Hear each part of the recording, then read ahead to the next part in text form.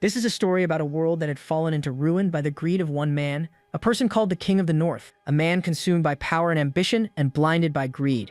In his pursuit of something beyond human limits, he laid his hands on the gates leading to the other world, a place said to hold the truth of all things and immense power. But it didn't really go as planned, because on the other side of that gate indeed lay a power far greater than humans could ever comprehend, but it wasn't something a mere human could control. And from that day on, the great disaster began. The powerful demonic beasts that were sealed inside that realm stormed through the gate of the other world and turned the entirety of the North into a demon realm in just a short span of 9 years. In the beginning, knowing the threat these creatures posed to humanity, and what would be the fate of their world if these things were not stopped, countless human factions joined forces to try and stop these monsters' advance. Later, which would be known as the Church Alliance, who managed to erect a great barrier around most parts of the continent to stop the spread of the demon realm any further. And right now, inside one of the forests overrun by those demons, a man is seen taking a nap atop a tree branch. And this one right here is our main hero, who isn't from this world but a transmigrator who ended up inside the body of this man. All he knows so far is that he was sent to this place around 1 month ago, and during this whole time he didn't come across even a single living thing that resembled a human. But despite that, he kept moving forward, continuing his search and slowly advancing through the dense forest in order to find answers and how he got here. Even though he didn't come across humans, he did encounter a rather hostile kind of beings. These monstrous creatures who had taken over this entire place and were constantly hunting anything that moved. But in the span of these past few weeks, he had gotten used to it, and unlike how he used to be in the beginning, running the moment he saw one of these things, now he actively hunts them down whenever he finds one. The reason is simple. For one, these creatures are an excellent source of nutrients for his body, and second, and the most important part, something he realized a while back, that some of these creatures are rather special. Basically, the essence inside these demon beast bodies, when consumed, has a chance of granting him the abilities that once belonged to that monster. So basically, his abilities work somewhat like gluttony. The more monsters he takes out and devours, the stronger he becomes. And thanks to that, adapting to this new world had become a lot easier ever since he found out about this ability. Not just that, there was another thing he found, which is also the main reason he had been actively searching for any intelligent life forms, which was this badge that once belonged to someone with the status of a third-class mercenary. Because if something like this exists in this world, then it definitely means these monsters aren't the only things living on this planet. As for what his plan was and where he had been headed, he had been following this strange light this whole time, hoping it might lead him to some human settlement. But so far, there's been no luck. Just then, as he was thinking all that, he spotted something in the distance, and that something was a trap. And if something like that was placed in this place, it could only mean there were people living nearby. So without wasting a breath, he began rushing towards the direction, and sure enough, just as he got closer to that light, he saw a house sitting in the center of the opening. Not wasting time, he ran over and knocked on the door. But since no one was answering, he slowly started making his way in and noticed that the place was completely empty. Looking around, he spotted a book lying on a nearby table, so he walked up to check what it was about. Turns out that thing was a field record of the demon realm, the story of this world, what happened to it, and how things went to shit for the people of this place. It had everything. Or to put it in simple words, this book contained the knowledge of pretty much everything he needs to learn in order to survive in this world. Just then, as he was busy going through the pages, he failed to notice another person who had just walked into the place. And whoever this man is, he did not seem too pleased seeing a stranger wandering around their place.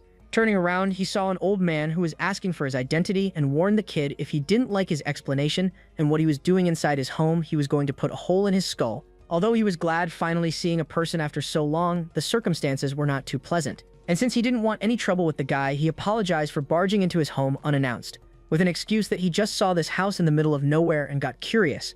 If that was the case, then the old man suggested he get lost before he changes his mind about sparing his life. Knowing the guy wasn't in a mood for a talk, our hero decided to leave, since that was for the best, but then again, there was this book which he still needed. So he asked the old guy if he could perhaps lend him the thing for a while, even offering to pay him for the thing. Yeah, no.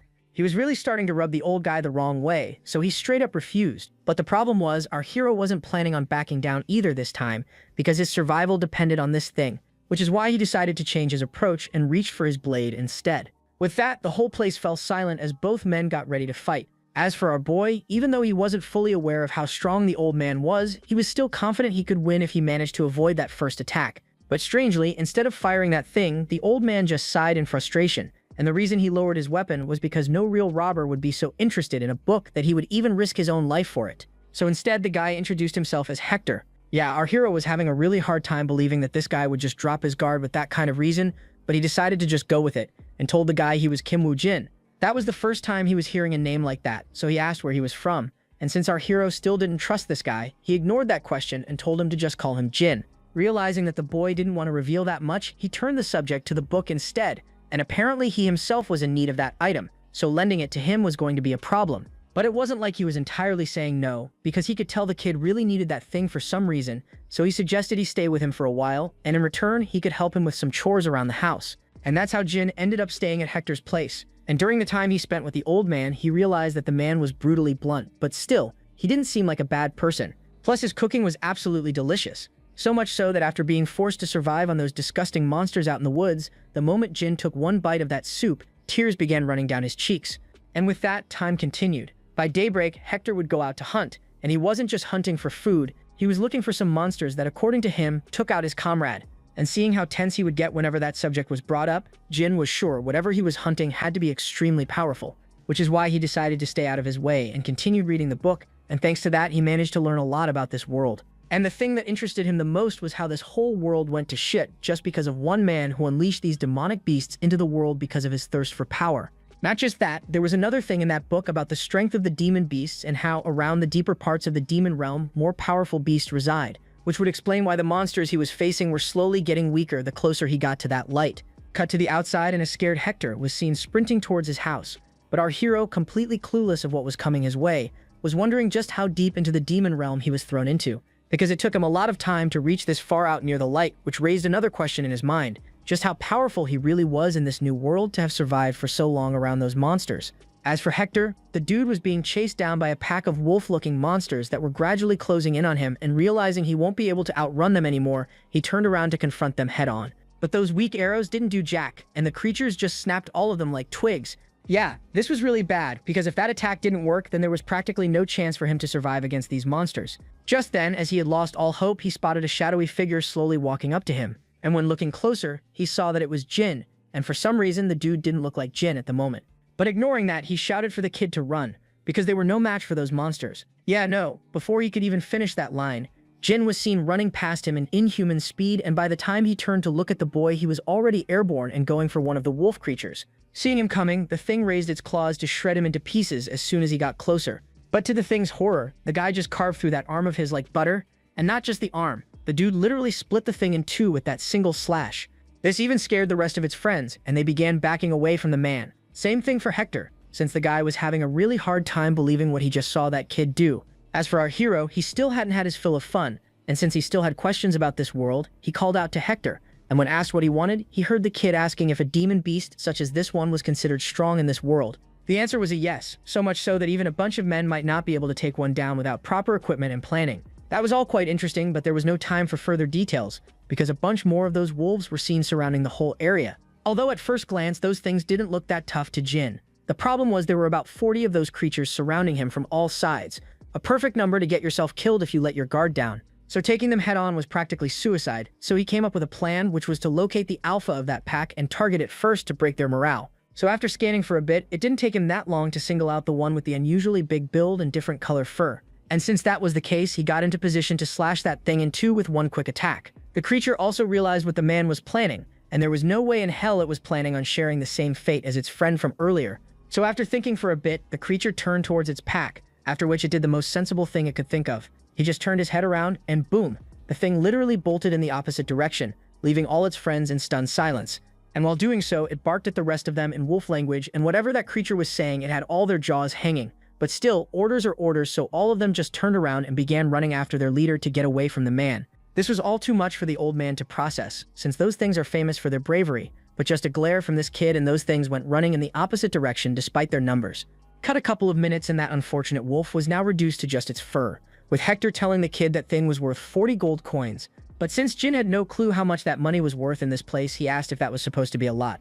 The answer was a yes, so much so that he could literally sit back and live easily for 6 or 7 years on that kind of cash. That was just mind-blowing that people of this world considered something so weak, so valuable, even going as far as to pay such a large sum of money just for the hide of one beast.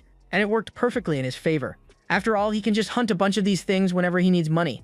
As all that was going through his head, he saw Hector placing a sack of coins on the table for the kid. Not just money, he even prepared a map for him, since after seeing what this kid was capable of, he wanted him to go out and explore the world rather than to waste his talents in this rundown place.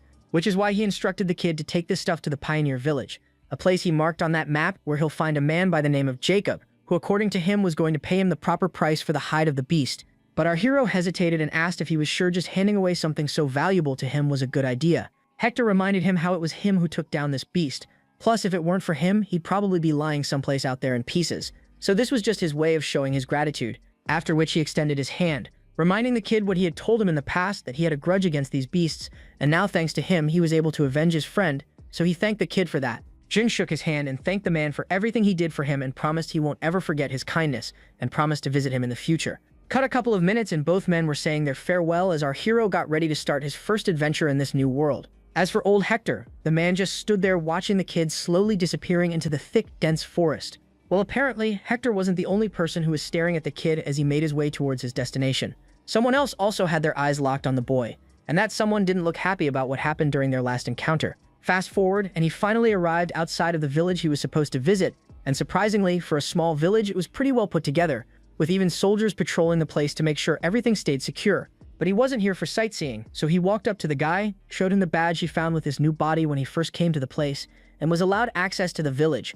But that didn't mean people appreciated a new face walking around in their streets, so he immediately started drawing a lot of unwanted attention. Plus, everyone was treating him like some spy or a bandit, so they were all on high alert. But then again, he couldn't exactly blame them. After all, in a world like this, people can be more dangerous than demonic beasts, so their caution was justifiable. Not long after that, he managed to spot an inn, so he walked in to see if he could find the whereabouts of the person Hector mentioned. Walking up to the bartender, he heard the man asking if he was here for a drink. The answer was no. Instead, he asked the man if he could point him to the place where he could find a man by the name of Jacob. That name caught the attention of another person sitting nearby. And as it would have it, this weird-looking man with the face of a thug is Jacob, which somewhat surprised the kid. So deciding to get this over with quickly, he told the man he was sent here by Hector with this werewolf hide. The moment the man heard what the kid was carrying, he shot up in shock, and for some reason he mistook it, thinking it was Hector who took down this beast, and Jin decided not to correct him, since any more attention was the last thing he needed right now. As for the man, the moment he opened the thing, he froze, since what that kid was saying was really true. This hide truly belonged to a werewolf. Following that, the entire place started to fill up with whispers from other customers who overheard their conversation, and yup, all of those people were this bastard's men who weren't planning on giving our boy a single dime for that thing. Before Jin knew it, he was surrounded from all sides by the goons. Realizing what was going on, he turned to the man, asking what this was about, and heard the man telling him to pick up his stuff and leave while they were asking nicely. Otherwise, he threatened to end our hero if he tried to resist. Frustrated, the kid reminded the fool it was Hector who sent that thing for him, and asked the reason for doing something like this. The guy told the kid he didn't really care about Hector. That man was nothing but an investment, and this wolf hide was just the return for him, since he had been sending him supplies for all this time. Watching the smug bastard run his mouth, Jin was seriously considering breaking his jaw with his fist, but then he calmed himself since taking the life of someone for a piece of hide was just not worth it. But obviously the fool had to dig his own grave, so just as he was about to leave, he tossed a beer mug at his face, and with that same disgusting smirk, he suggested the kid lower his head and leave before they start punching holes in his body. Jin had nothing to say to that, so he just lowered his head, after which he quietly turned around and began walking towards the exit of the place.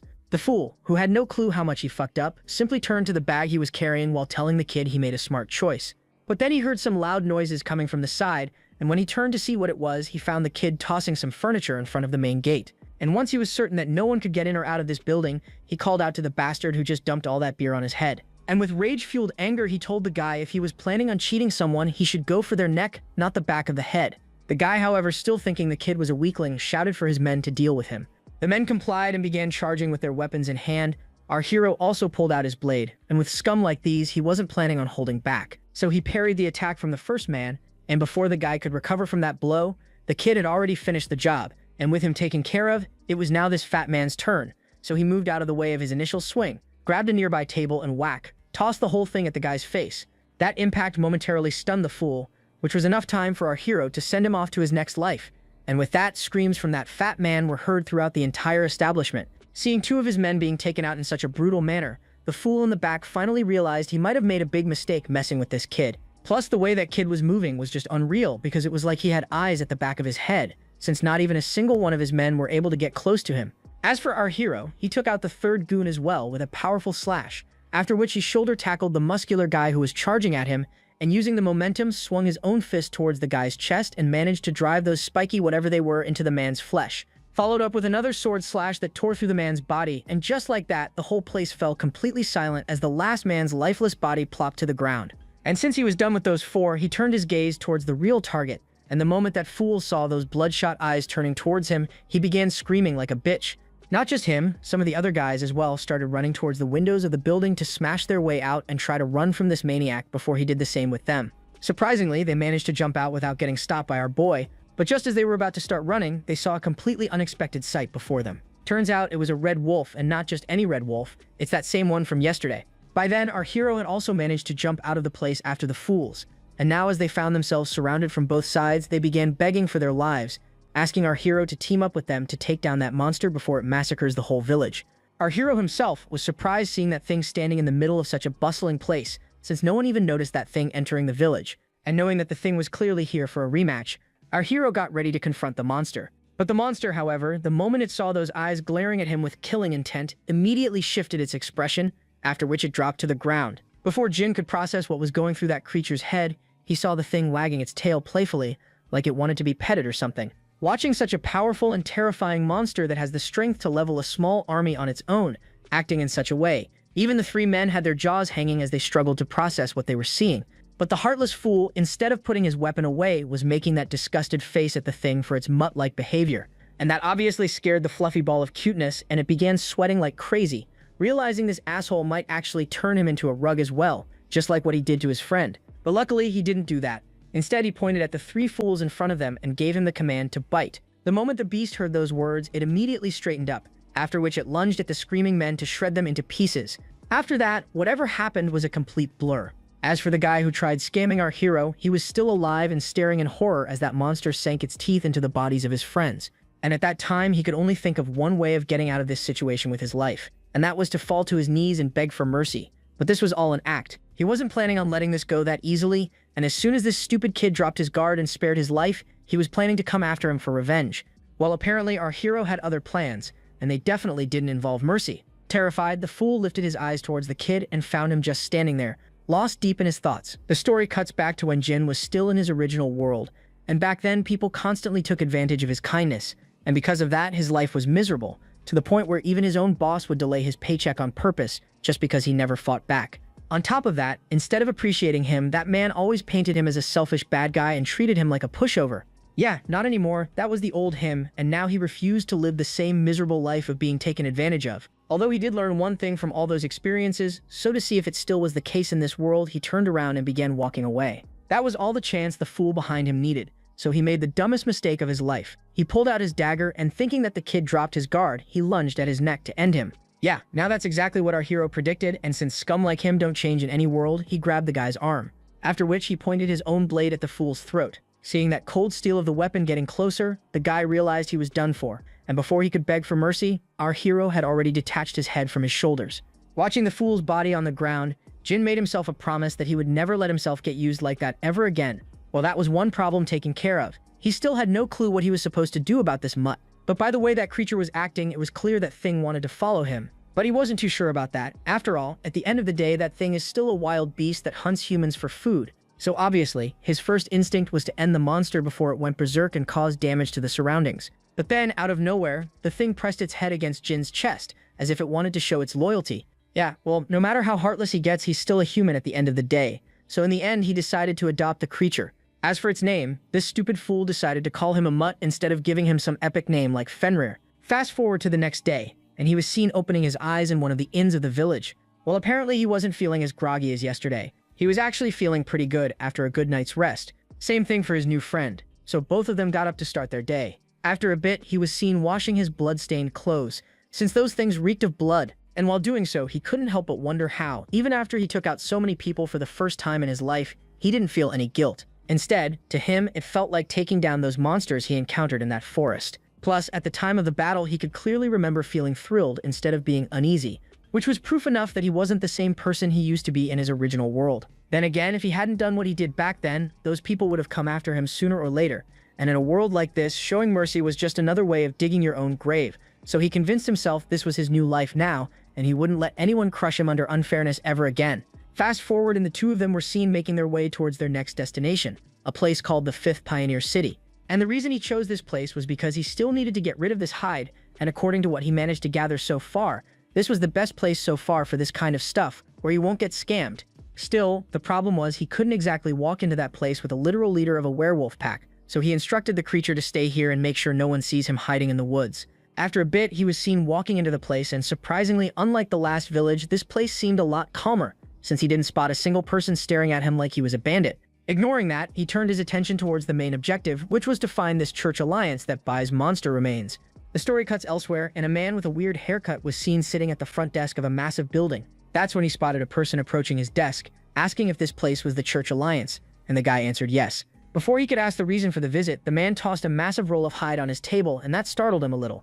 Getting straight to the point, Jin told the guy what that thing was, and asked how much he was going to pay him for this thing. The guy, however, refused to believe this was actually the skin of a werewolf, and was certain the man was just trying to scam them with a dog's hide instead. That was until he unrolled the thing, and his eyes literally popped out of his sockets after seeing the jaw of that giant monster before his face. Unsure of how to respond, he asked the kid if he was the one who took down this beast, and our hero answered yes, so he asked him to wait for a bit while he brings this thing to his superior to take a look. After a while, Jin was seen waiting for his money in some other part of the guild building. That's when he spotted a man walking in with a massive pouch of money in his hands, while apologizing that it took them so long to verify that hide's authenticity. And since they were now certain that thing was real, he tossed the sack on the table, and surprisingly, the coins in that thing were more than he had expected. Well, not like he was complaining. More money is always good. Plus, after seeing the amount, he was already itching to go out there and hunt down a bunch more of those things and live like a king in this new world. In the middle of his fantasies, he heard the man calling for his attention, so he asked what he wanted. Well, as it would have it, there was a reason they added extra in that pouch. These people have been dealing with some monster issue lately, and those words hit our hero's ears like music, so he asked for details. According to the man, a demon beast suddenly appeared in one of their quarries, not too long ago, and made that place its nest. And ever since that day, none of their workers have been able to get even close to that mine, resulting in their supply of bloodstones being cut off, causing the money circulation in the city to slow down. And now things were so bad out there that their city was on the verge of collapse because of it. So he begged our hero to lend them his strength in taking down that beast and saving their city, even promising to pay him handsomely for his help. Before giving him a proper answer, our hero asked what kind of demon beast they were dealing with. According to the guy, it's something called a mad skull, with a bounty of 70 gold coins on that monster's head. That name immediately rang a bell, since he had read about that monster in that book he borrowed from Hector. Not just that, but he had even faced one in the past, and that thing is no joke. It's a demon beast with insane aggression, paired with its toughness and strength, which is on a whole other level compared to a werewolf, making that monster extremely dangerous. The last time he faced that creature, he almost lost his life since that thing was just too powerful. Seeing him lost in his own thoughts again, the guy asked if he was willing to take on this quest for them. And obviously the answer was a yes. Next chapter, and we are now at the quarry where that beast was said to reside. And it was just as the man had said, the place looked completely abandoned. Well, apparently it just looked abandoned, because there were indeed some people hiding in different parts of the mine. Just then, Jin heard a voice of a person calling out to him, so he turned around and found this guy walking up to him. And surprisingly, he was asking the kid to wait for his turn to take a crack at that monster, since they were the first ones who arrived here. Yeah, right? Like that was going to happen, and since that was the case, the guy asked him to join them instead, promising to give him a share of the reward money if he helps them take down that monster. Well, Jin wasn't entirely certain what he should do in this situation, because for one, he didn't want to make unnecessary enemies by taking down every person who doesn't agree with him, because that's just pointless.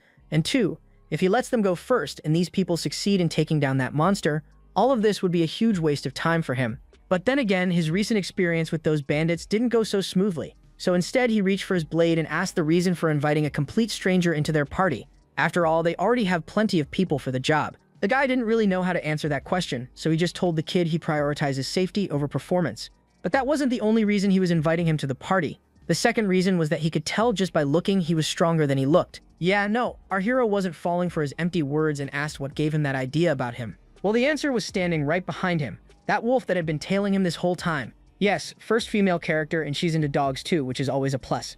As for her, she was surprised to see how well behaved this creature was, since these things are said to be the strong, independent type and would never follow anyone. So she was amazed to see one following a human so well. Yeah, the kid wasn't happy seeing Mutt in this place, since he clearly remembered ordering him to stay out of the village and avoid any human interactions. Oh boy, that poor thing, seeing him glaring at it like that, realized the kid was pissed. Plus, he was angry about the fact that the thing got a taste of such a delicious-looking piece of meat before him. Man, look at this poor creature. This kid doesn't deserve this dog. And the poor thing was so scared that he actually tossed the meat to the side, knowing it was making that fool feel jealous. After which, he pushed it towards the kid, because losing his life over this piece of meat wasn't worth it. That actually made the kid more furious, since that thing was clearly looking down on him. But still, seeing that delicious thing lying in front of him, he wasn't able to resist. and out of nowhere, his body started moving on its own. Even he had no idea what he was doing because clearly that thing was dirty and a dog was eating it, so why was he still reaching for it? Just then, as he was about to grab the thing, a hand appeared and gently told him to stop. Looking up, he found that same woman holding another piece of meat in her hands, and the moment he saw her reaching that thing out for him to eat, his whole view about them shifted, and he suddenly saw the female as an angel instead, who had personally descended just to feed him. Well, apparently that piece of meat was all it took to win over our boy, since he ended up joining these guys' party and agreed to help them take out that demon. Just then, while walking, he heard the women pointing out how they never even got a chance to introduce themselves, so both of them told our boy their names. The dude is the captain of the Black Marlin mercenary group, named Jonathan. As for the blonde, she's Claire. Our boy did the same and told the two his name was Jin. Just then, as they were still talking, Jonathan noticed something in the distance. Well, turns out it was the spot which he had chosen where they would be taking down that beast. And the reason they went with this place is because the area was big enough for them to lay down their traps, plus plenty of room for the men to run circles around the beast to tire it out. As for the two, they had something else in mind, so they got into position. That's when our hero saw something completely new in this world, which was magic. Although he was aware magic existed in this world, but since this was his first time witnessing someone actually use it, he was left in awe. Claire, however, was fully locked in. She made some hand gestures using her hand and a magical circle appeared on the book. With that part taken care of, she chanted some incantations to start the spell. And poof, it was done. She cast a speed buff on Jonathan's body. But before sending him off, she warned the fool he has 3 minutes at most before that spell runs out, so he needed to make it count. Yeah, 3 minutes was more than enough, so he charged in towards the cave where that beast was said to be sleeping, to lure that thing out here in the open. As for our hero, he had no words to describe what he just witnessed. That Jonathan guy who seemed so sluggish at first was now faster than the wind, and he wondered what would happen if he managed to learn that spell and apply that buff to himself. While he was lost in his thoughts, he heard a side character's voice from the side who was instructing everyone to get into position because they needed to be ready before their boss lured out that demon. Following his command, all the men got into position with their weapons ready in hand and a massive net, which these idiots were planning on using to trap a literally multi-ton monster. And our boy knew these fools were just going to end up getting themselves killed with this stupid plan. Cut to Jonathan, who was seen running from the monster, and as soon as he got near the exit, he shouted for the men stationed outside to get the trap ready. Following his command, all of them moved in to divert the beast's attention from the man, and as soon as the thing stepped foot inside the marked area, they started pulling at the ropes, and surprisingly, the plan worked. Wasting no time, the second team began pulling at the thing to drop the giant boar, and once again, they managed to succeed in bringing down that monster. With the thing now unable to move, Jonathan shouted for the third team to rain down all their spears into the creature and cause as much damage as possible. Following his command, the third team rushed in and began hurling those things at the giant monster's belly. And well, that was all the luck they could rely on, because as soon as those spears punched holes into the beast's hide, the thing went into a frenzy state, causing most of the men to go flying through the air as it forced itself back to its feet. Yep, that confirmed it for our hero. These guys were a bunch of morons who actually thought something like this was going to work. With most of the guys out of the fight, the remaining men did their best to try and restrain the monster. But this time, the thing was in no mood for holding back, so it used its tusks to tear the net covering its body. After which, it turned its gaze towards the one target in the room that stood out the most, and that target was our beautiful Claire. And all of it happened so fast that the woman's whole body froze, seeing that giant bulldozer of a monster running at her. Even though she knew she won't be able to stop that creature, she refused to go down without a fight. So she activated some kind of a defensive spell to try and minimize the damage. But then, before she could get a chance to cast that thing, she saw our hero moving in to stop that beast instead. And boom, the dude literally met the hulking giant of a monster head-on and managed to stop it in its tracks using nothing but his brute strength. Next chapter, and he was seen trying to push the creature back to get it away from the woman.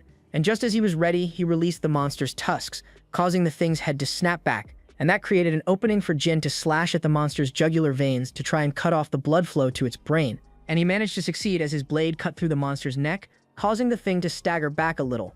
Well, apparently that creature's hide is thicker than Jin had expected, and his blade wasn't able to cut a deep enough wound to reach its vital points. However, that attack did manage to enrage the beast enough that now it was completely focused on him, and the next thing Jin saw was that pointy end of its tusk coming right at his head. But then, just as it was inches away from skewering him alive, he felt a strange sensation run through his body. Well, apparently it was our Claire who managed to cast the buff just in time, allowing Jin to leap out of the monster's attack path. And since this was his first time experiencing something like this, he didn't know how to describe the feeling. All he could tell was that his body felt a lot lighter than before, meaning hunting that beast now was going to be much easier. As for the rest, they came running in to lend our boy a hand, but were told not to do such a thing since they would only be slowing him down. Although that was a hit to their pride, they still decided to do as the boy was saying for now. With that, Jin took off with the creature running after him. As for his plan, it was to first get him as far away from these people as possible, so it won't lose aggro on him. Then came the second phase of the plan, which was to use that massive body of the monster against itself, since at the end of the day, that thing is nothing but a giant boar, meaning its turning speed was terrible. So using that to his advantage, he began circling around the thing, causing it to crash into pretty much anything around them, and this step was meant to tire the creature out. Then came the third step, to get this thing out in the open to create enough room for himself to use his super speed to his advantage, because inside of this mine it was hard for him to move around. With the creature now out in the open, he got ready to go on the offensive, but since the creature's whole body was covered in thick armored hide, he had to find a weak spot to attack, and that weak spot was right in the middle of those massive tusks. So he raised his blade, allowed the creature to charge into the perfect distance to strike, and then boom, he swung that thing right in the middle of the monster's face, causing a burst of red liquid to spray out of the monster's nostrils, which was the softest spot on its body. With that, the creature began thrashing in pain, causing it to lose even more blood, making the monster slower and weaker. But Jin was still not done. Now he needed to bring that thing down to the ground, so he charged in. Boom. First slash on its hind leg, followed by a second slash on its front leg, and to finish it off, he targeted the softest point under the monster's chin, and managed to leave a massive gash. By then, the rest of them had also managed to regroup and were seen running out to check up on the kid. But all they saw was broken machinery scattered all around the place. Before they could move any further, they found Mutt walking up in front of them. And the reason he appeared was because he was stopping these fools from advancing any further, since his master wasn't done with the creature yet. This sudden growl surprised the rest, so Jonathan signaled Claire to step back from that creature, since for some reason that thing didn't seem like its usual calm self. Yeah, Claire, on the other hand, realized that thing was telling them not to interfere in this fight, which was strange since this thing was acting like this whole situation was no big deal. Just then, they saw the kid appearing in front of them, and surprisingly, he was in one piece, which somewhat shocked all of them, but Jin was more focused on the monster essence in his mouth and didn't pay too much attention to their barrage of questions. But since they won't stop pestering him, he just casually told them he took care of that beast. Sure enough, as they walked up to the monster, they found its lifeless body lying in the middle of the place. Watching the state the creature was in, all of them were left in awe, since he managed to take down such a powerful beast with such precision that all its limbs were still intact, plus all on his own, which is just insane. While they were busy praising the kid, Mutt noticed something off, so he immediately got on his guard, and after confirming the threat, he warned the rest to watch their six. Looking back, all of them spotted another one of those boars walking out of the tunnel. Yeah, safe to say, none of them were ready for this. Plus, they were now out in the open, meaning their survival chances just dropped significantly, since there was no way they would be able to outrun that creature. But in the middle of their panicking, Claire suddenly shouted for all of them to drop their weapons for some reason. Sure enough, as they turned to the beast once more, they found two of its piglets also walking out of the cave, and man, I didn't want to say this, but fuck you artists for doing this to me. Now I just feel bad watching those two cuties balling up, seeing their father's motionless body lying in front of them. Same thing for their mother, since the poor thing herself looked heartbroken. It was such a heavy moment that even Jin started feeling bad for the three. As for the mother, she gently nudged her children to start moving, since this place wasn't safe for them anymore. Meanwhile, the rest of them just stood there in silence, watching the creatures slowly walk out of the mines to find themselves a new home, which somewhat made the two feel uneasy, since they just forced them out of their home. Story cuts to the night, and inside one of the inns, the whole gang had gathered to celebrate their victory over the monster. And since they managed to complete this quest without anyone seriously injured, Jonathan got ready to start the important part of splitting the reward money among all of them. That is when Claire noticed something off about the money, since the reward was supposed to be 70 gold coins, but this looked way more than the agreed amount. Well, she can thank Jonathan for that and his excellent negotiation skills. As it turned out, the first thing he did after barging into the guild building was to call out the guild for providing them with false information, since there wasn't just one beast living inside of those caves. And since they put all their lives at risk with their incompetence, he demanded a bigger reward, which is a whopping 110 gold coins. That was cool and all, but they only fought one monster, and the rest just walked out without causing any trouble. So our hero asked how those guys agreed to pay him such a large sum.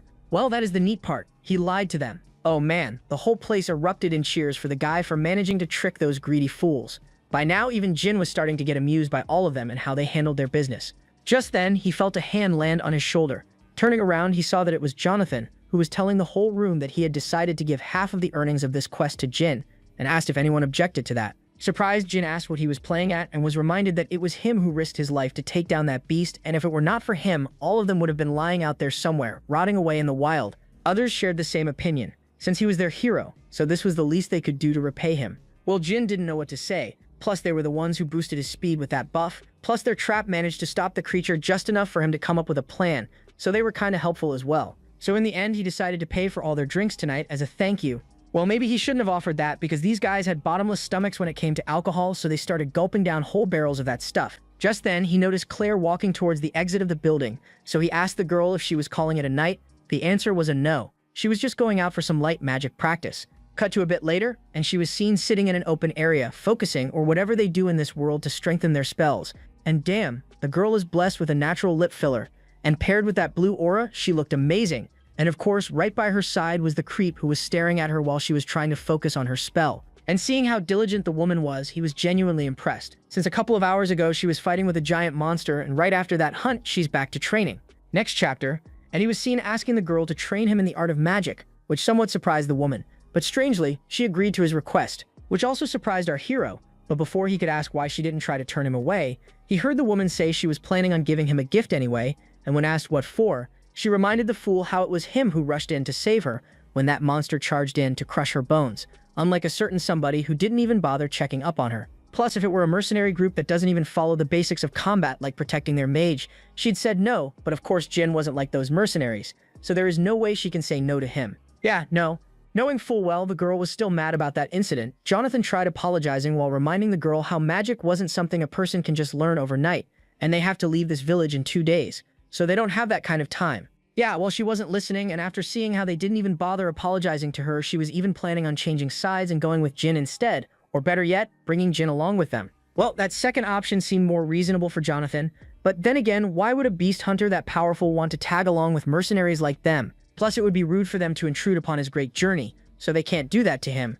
Yeah, well, if only he knew this guy had no place to go, nothing else to do, and no plans for the future. And since he was desperate to start learning magic, he decided to play it cool, and asked the guy what their next destination was, and the answer was the 4th Pioneer City. Well, what a coincidence. He just happened to be headed there as well, so maybe they should tag along on this journey. Yeah, apparently that kid is a terrible liar. Plus, this had been their plan all along. They pulled that act to reel him in, and he totally took the bait. But then again, they needed to keep that act going to avoid suspicion, so they began playing along and agreed to take such a reliable person into their team. Fast forward a couple of days, and the squad was seen making their way to their next stop, and with them was a massive beast that was carrying all their supplies.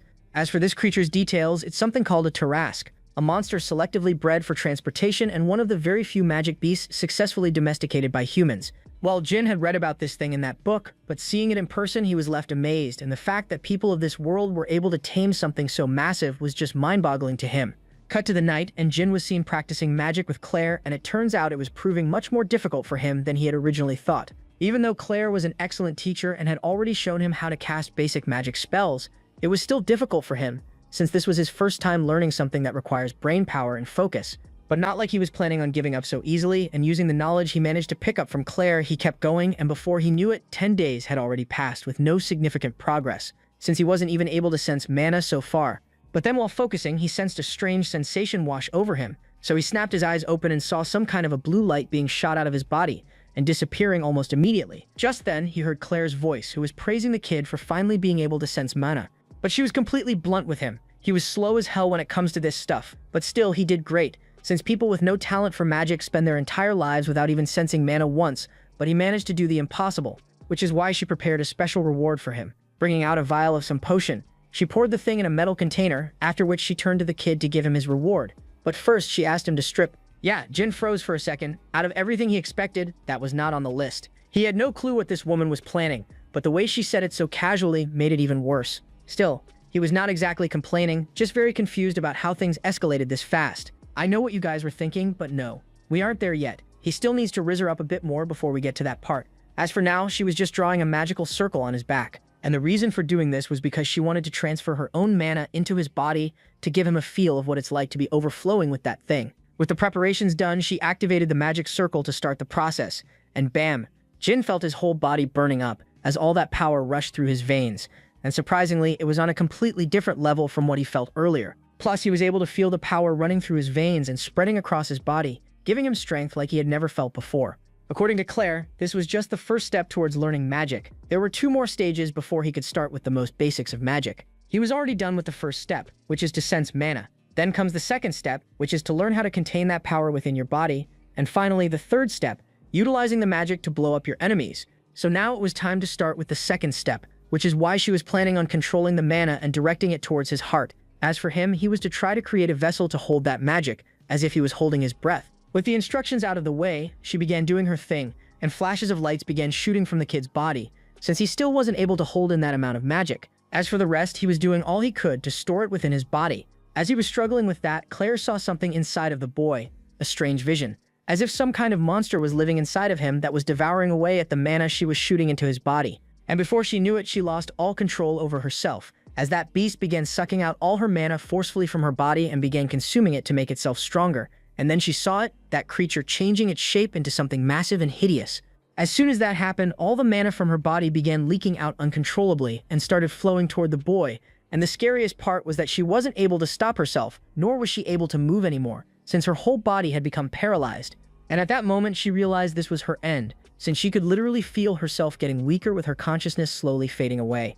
Just as all hope seemed lost, some kind of an appendage appeared from the back and tied itself around the girl's waist, after which she was seen in the air as she got pulled away from the kid back towards safety. Traumatized by the experience, she looked ahead and found Mutt, who had come just in time to save her. So she tried thanking the creature for saving her life, but she had already lost a lot of her strength and wasn't even able to utter a single word from her mouth. With that, she collapsed to her knees, which scared the kid, so he immediately turned to check up on the girl. Claire, however, didn't know what to think of everything she saw moments ago, since she had a faint idea of what that vision was. That creature was the manifestation of this boy's power, but that wasn't the scariest thing. The thing that scared her more was that whatever that thing was, it was so powerful that it had created a world of its own inside of that boy's subconscious mind. Noticing the girl staring, Jin felt a bit uncomfortable and asked if everything was all right. Getting her thoughts together, she began getting back to her feet while asking the kid to answer her questions honestly, and with that worried expression on her face, asked if by any chance he consumed a mana core. This was the first time Jin heard of that name, so he asked what that thing was, and heard the girl explaining it's a crystal found within the body of a monster. Yeah, well, apparently our boy is fucked, but since he had no clue, he told the girl yes, he's already devoured plenty of those things. That scared the woman senseless, so she asked exactly how many he ate.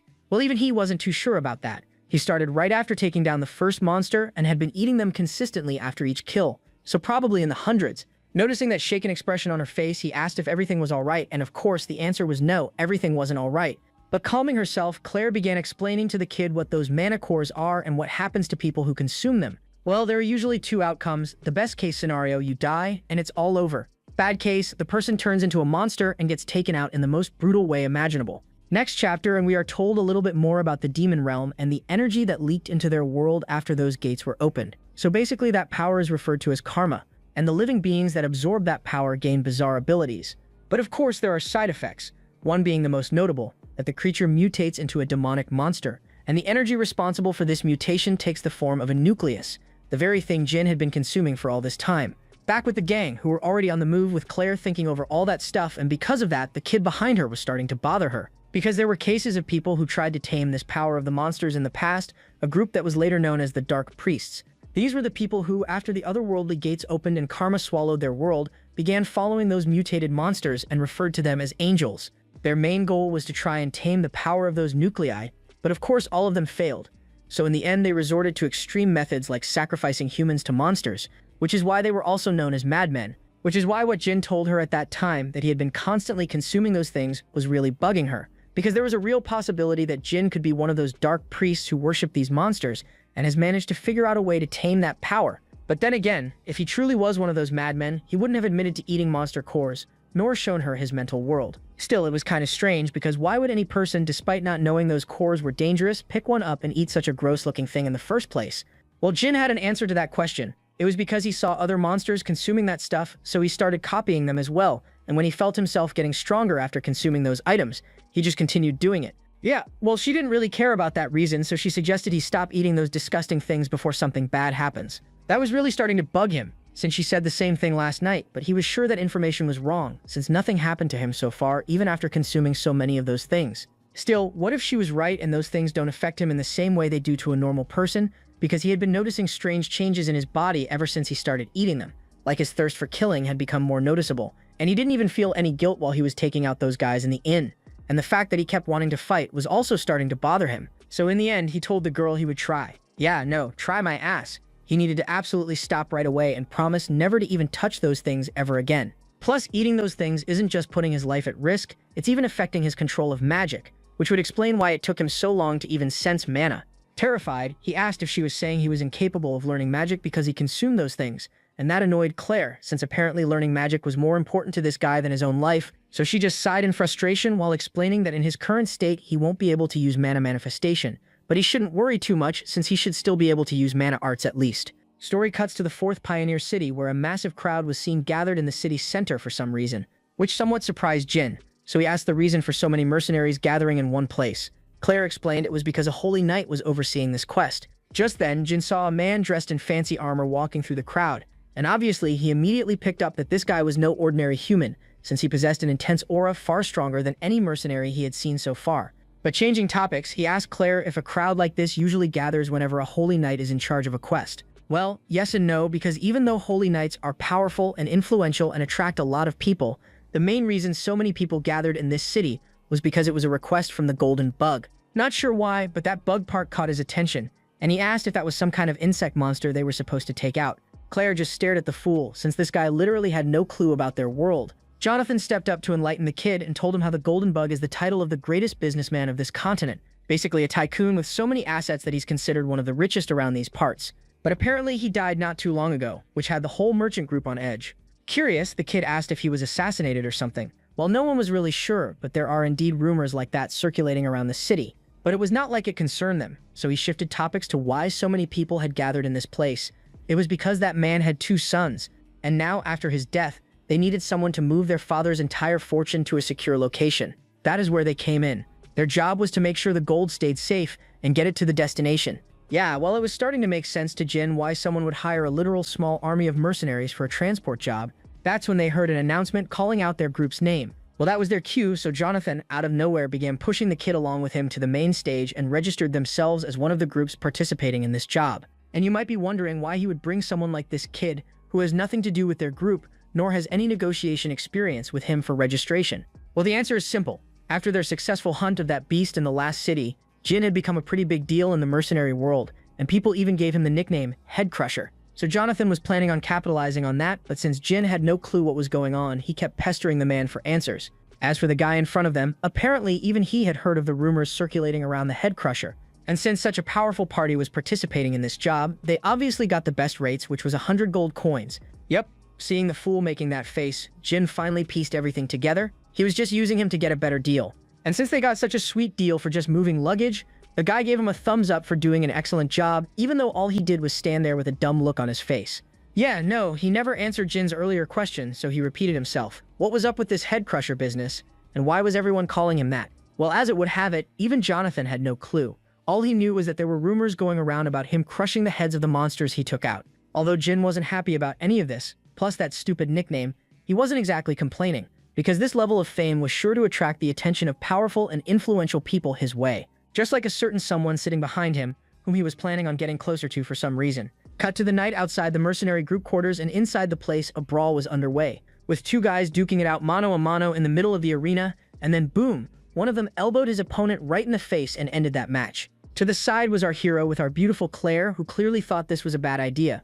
But according to Jin, this was rather a perfect opportunity for him to show off his skills. And the reason he thought that was because these matches were being observed by that holy knight everyone kept talking about, and he wanted to catch his attention because he wanted to use that guy to learn mana arts. Sure enough, as soon as he began making his way towards the stage, that white-haired man turned his gaze towards the kid to see what he was made of. As for our hero, he was planning on going all out from the start to make that man acknowledge his strength. With that, the signal was given, and the guy rushed in to finish the kid with one powerful attack, but to our hero, that fool seemed like he was moving in slow motion, so he moved out of the way, and then whack, the dude straight up slapped the brute silly with one whack on his face. Following that, he grabbed the guy by his head, and then boom, headbutted the man with everything he had, and that was it. That was all it took to knock out his first opponent. As for the crowd, the whole place went wild seeing this scrawny kid take down a man twice his size, but it was still far too soon for him to stop, since obviously one match wasn't going to be enough to leave a lasting impression on the guy. So he did the same thing to the next opponent and slapped the life out of him. Then the third guy, who just like the ones before him, didn't even last a minute, moving to the 4th round. And same story there. He didn't even break a sweat and knocked the guy out. And it was starting to work because now he had that knight's full, undivided attention, and before they knew it, the whole place was littered with piles of bodies scattered all over the place. With no one left to challenge, he turned his gaze towards the man to see how he was going to react, and sure enough, it worked, as he heard the guy ordering his lackey by the name of Rex to step into that ring and face that man. But Rex, on the other hand, wasn't exactly on board with the idea of stooping so low as to step into a ring with a lowly mercenary, but not like he could refuse a direct order, so he got ready to step down. But to everyone's shock, Jin told the man to his face he refused to face his lackey. To that, the whole room froze in shock, even the crowd, as they realized things were about to get serious now. Rex was understandably furious at the fool's audacity to refuse a direct challenge from a holy knight, and demanded an explanation. White Hair, however, remained calm, since he knew full well this kid was up to something. So he asked if perhaps he was injured during his last fight, and the answer was a no. He was in top condition. So why was he refusing to duel with his apprentice? Well, the answer was simple. They were talking with a mercenary, someone who chases after money and power, so obviously he wasn't going to duel with a holy knight for free, which is why he was proposing a bet. That was interesting and all, but what was he offering in return? Since for a bet to go through, both parties must have something the other wants. Yeah, Jin was aware of that, which is why he came prepared, and his offering was all the gold he has. Apparently, that proposal was so absurd that the whole place erupted in laughter, since he was trying to gamble with a holy knight who lived and died for honor. Same thing with Rex, and the guy didn't appreciate being looked down upon like that. But White Hair stopped the guy before he did anything stupid, while telling the kid they have no need for his money. Instead, he proposed a different deal. Both parties go all out, and if anything gets broken or anyone gets hurt, no one blames anyone. Oh yeah, he had no idea he just dug his own grave, or to be more specific, his friend's grave with that proposal, since now he can beat him to a pulp without worrying about any consequences. With that, both men were seen standing in the middle of the stage, with the whole crowd on our boy's side, since they bet a lot on his ass and were cheering him on to win this thing. Claire was still convinced this was a bad idea, so she asked our hero to give them a signal as soon as he started to feel that things are going south. Jern, however, assured the woman not to worry, since there was no way he was losing to that guy. Rex at that time was busy asking for White Hair's instructions and how far he should go against this man. The answer was, do not hold back even a little if he values his limbs, because there was more to that man than meets the eye. Rex complied and went into his powered-up mode, causing the whole crowd to freeze, because they weren't expecting him to go all out from the start. The next thing Jin saw was the guy zooming towards him in non-human speed, and boom, he swung his fist. But Jin managed to move his head out of the way in the nick of time. But that didn't mean he got off unharmed, because just the energy being released from that swing was enough to cause some serious damage to his body. And no, he wasn't afraid.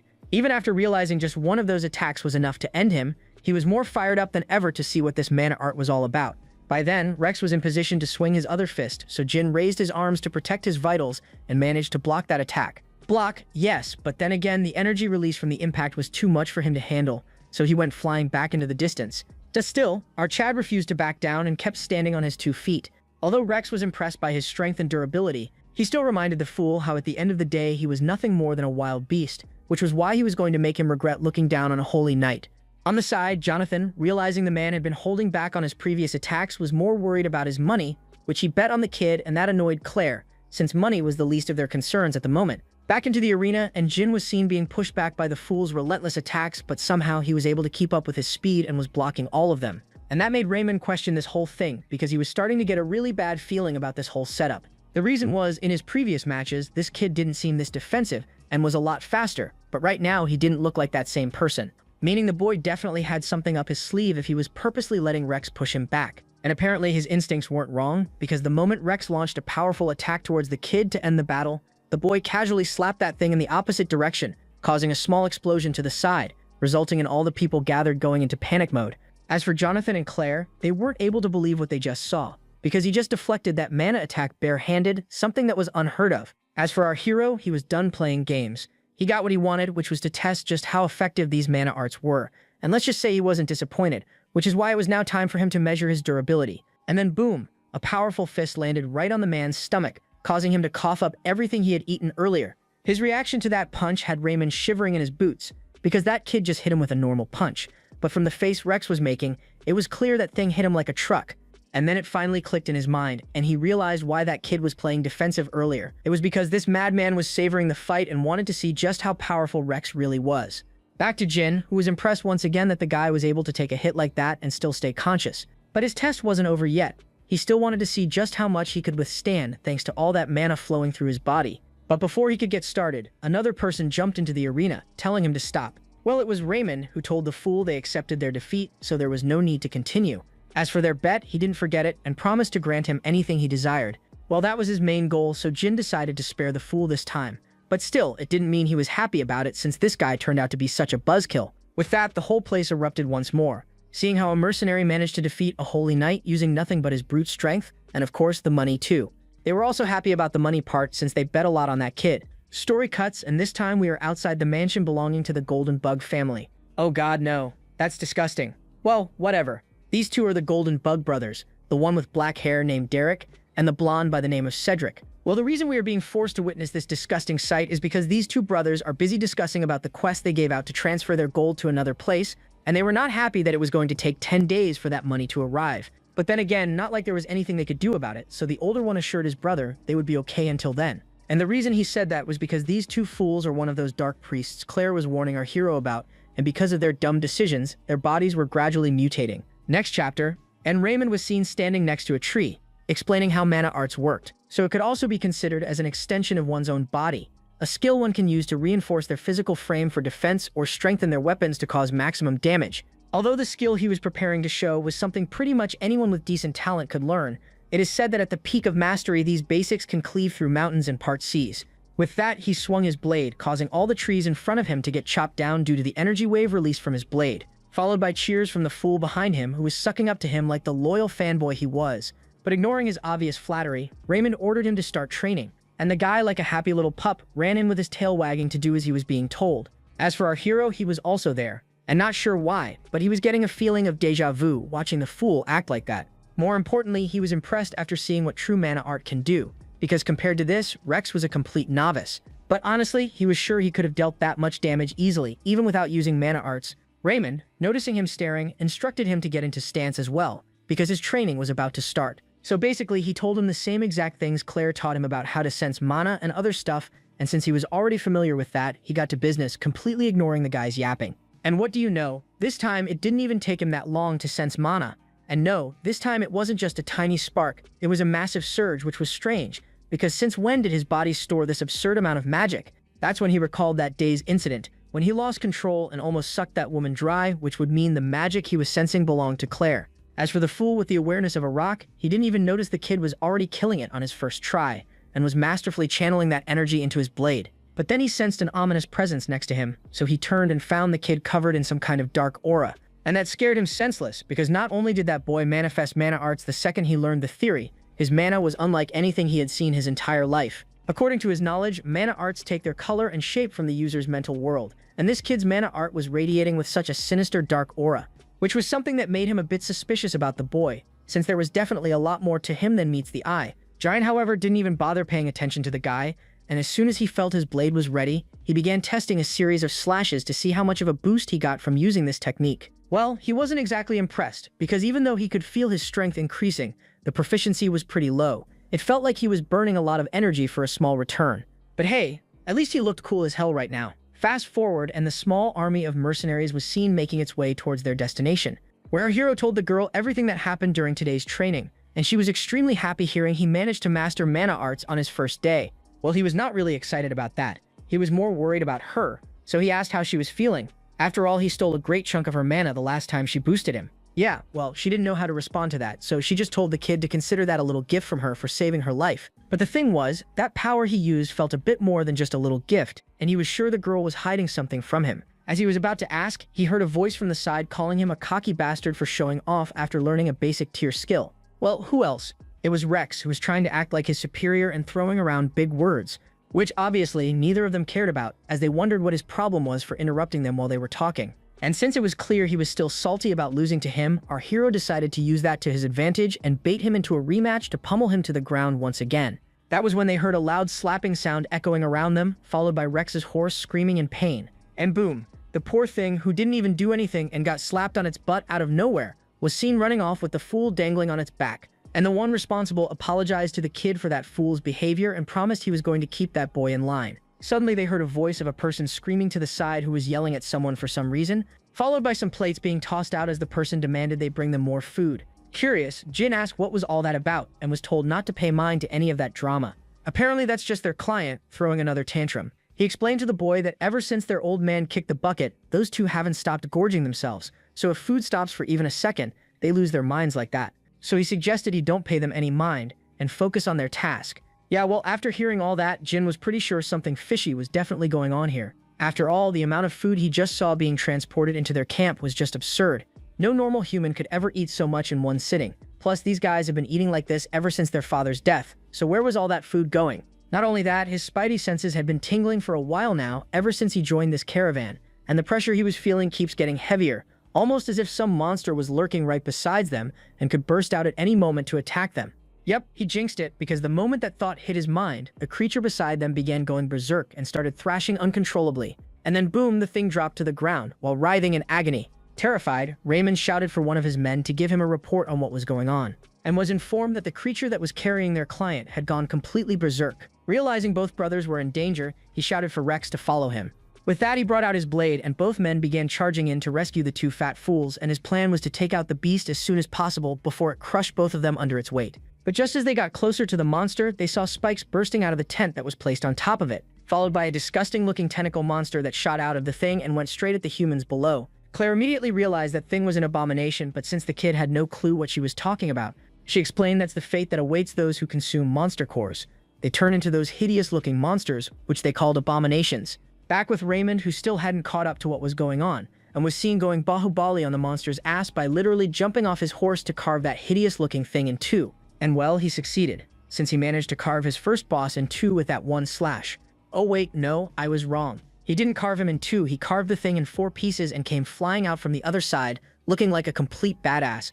Not sure if this was necessary, but he shouted for Rex to finish the job.